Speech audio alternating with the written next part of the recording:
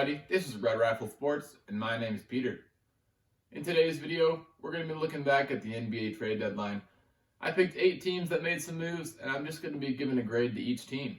First up, we have the Los Angeles Lakers. Now, I know big moves here. I think more so it's about the moves they didn't make. A lot of fans wanted Kyle Kuzma to be traded, but that didn't happen. I think keeping him will be good for them in the long run. He can give good minutes off the bench, play good defense, and he'll help give minutes when LeBron and AD need to be on minutes restrictions to keep him healthy. Now, they were kind of hoping that Darren Collison would come out of retirement, or a player like Tristan Thompson would have been bought out for them to pick up after the deadline, but those fell through. And I think putting hope in those kind of moves isn't a great move by the Lakers. But I also think that a lot of teams in the NBA in today's day and age are so trade happy, buy happy, sell happy. You know, sometimes you just got to let your team sit and marinate and just, kind of see how they are just by themselves with no trades, no moves, nothing like that. They missed out on Marcus Morris, but like I said, they kept Kuzma. I think they'll be okay for the playoff run.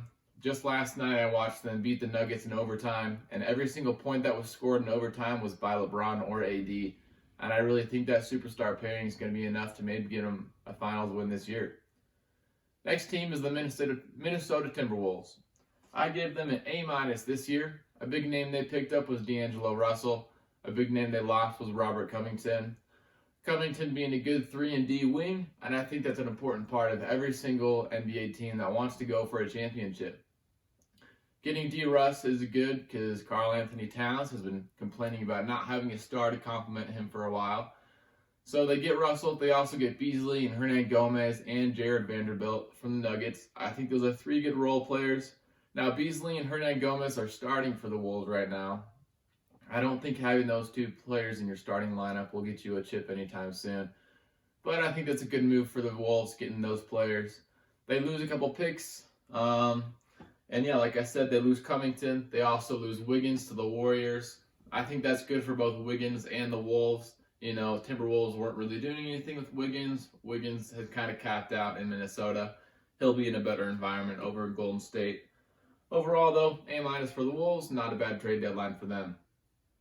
Next up, got the Houston Rockets. I give them a C+. They lose Capella. They're going to be playing small ball the rest of the year. They got PJ Tucker, Covington. They're going to be playing the 5, playing the post, playing defense against the likes of Jokic.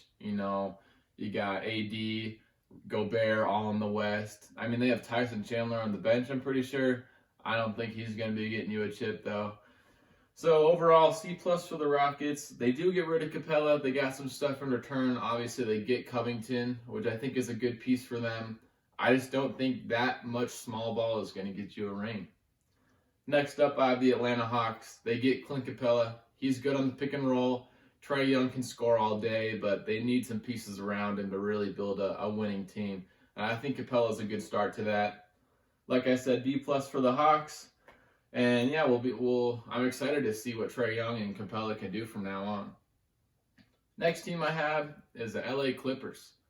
So they obviously picked up Marcus Morris. He's been getting almost 20 points per game out east with the Knicks. Now, I think those numbers are a bit inflated. I mean, how hard is it to get 20 points a game when you're, competing for shots with like Kevin Knox and Julius Randle? However, I do think that's a good pickup. It also keeps Marcus Morris from joining the Lakers, who were also going for him.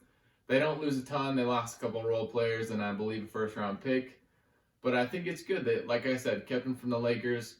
He'll have a lesser role on the Clippers than he did with the Knicks, but he's still got good scoring ability. He's got experience. He's in his 30s. So a good pickup for the Clippers. B+ overall.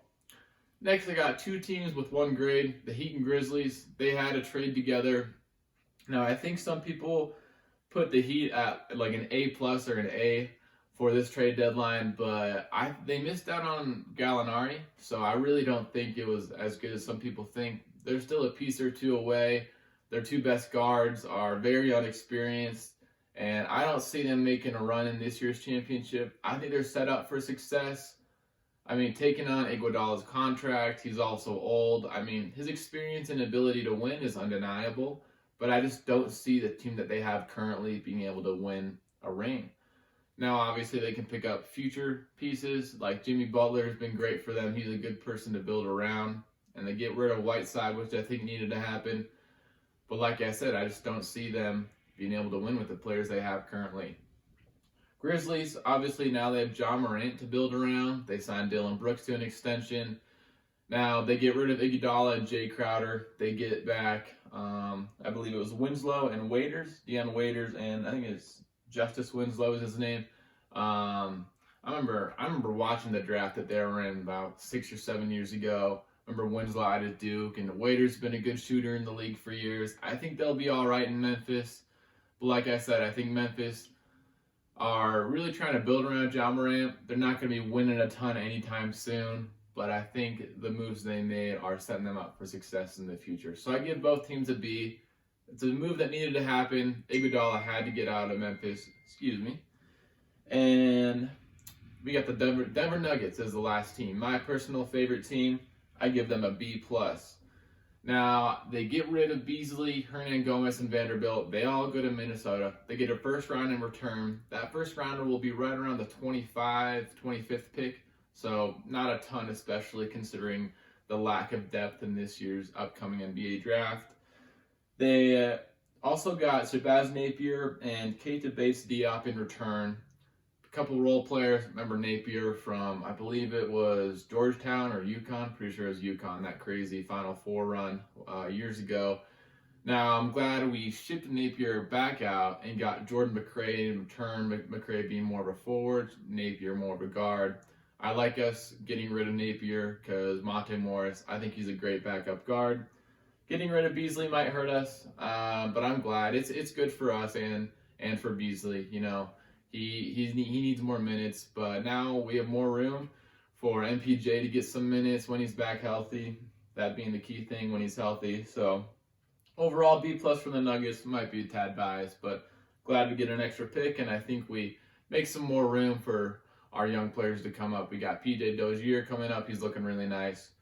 So overall, that's it. I got the eight teams once again. Lakers B, Timberwolves A-, Rockets C+, Hawks B+, Clippers B+, Heat and Grizzlies got a B, and Nuggets at a B+. It was a pretty active trade deadline considering the 2020 free agency class is pretty dead, along with the NBA draft of the class of 2020. So that's why I think we saw so many moves, and a lot of teams wanted to kind of get to that next level before free agency, considering the lack of depth in free agency. So yeah, that's it for today. Hope to see you guys again soon. See ya.